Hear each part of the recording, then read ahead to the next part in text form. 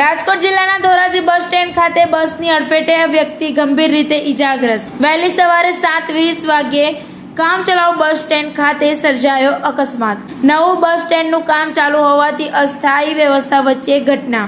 બસ reverse લેતી વખતે પાછળ ઉભેલા વ્યક્તિને લાગી અડફેટ। માથાના ભાગે ગંભીર ઈજા પહોંચતા ધોરાજી સિવિલ હોસ્પિટલ ખસેડાયા।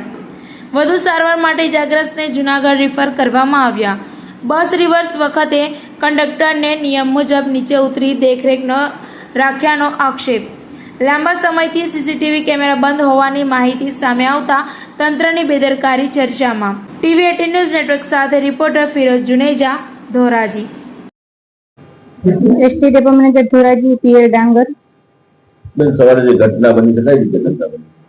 સવારના રોજ 7:20 ની ધોરાજી ડેપોની ધોરાજી અમરેલી ડ્રાઈવર દ્વારા વર્કશોપમાંથી ગાડી લઈ અને બસ સ્ટેશનના પ્લેટફોર્મ પર રિવર્સમાં લેતા હતા।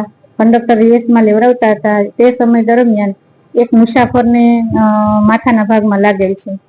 કેટલા વ્યક્તિઓ કેટલી ફેમિલી આખી હતી? કઈ ફેમિલી વિશે કઈ માહિતી છે નહીં। 3-4 લેડીઝ હતા એવી જાણવા મુજબ માહિતી મળેલી છે। એટલે કઈ રીતે મહેનત સમાપ્તિ? મુસાફર નહીં, ડ્રાઈવરના ભૂલને કારણે સદર બનાવ બનેલ નથી। ડ્રાઈવર પોતાની ગાડી પોતાના પ્લેટફોર્મ પર લગાવતા હતા। તે દરમિયાન જે મુસાફરને માથાના ભાગમાં લાગેલ છે તે પોતાની દોડમાં ટૂંકમાં બસમાં બેસવાની ઉતાવળમાં પોતે પોતાનું સંતુલન ગુમાવી બેસેલ છે અને પોતે પડી ગયેલ છે।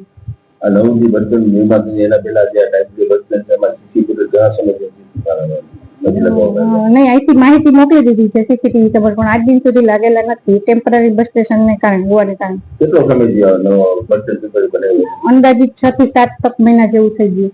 હજી સુધી સીસીટીવી નથી બનાવવામાં? નહીં, નથી। કારણ શું? હવે એ બધી અમારી વિભાગીય કચેરીએ પ્રોસેસ થતી હોય, હવે ત્યાંથી લેટ થવા પામેલ છે।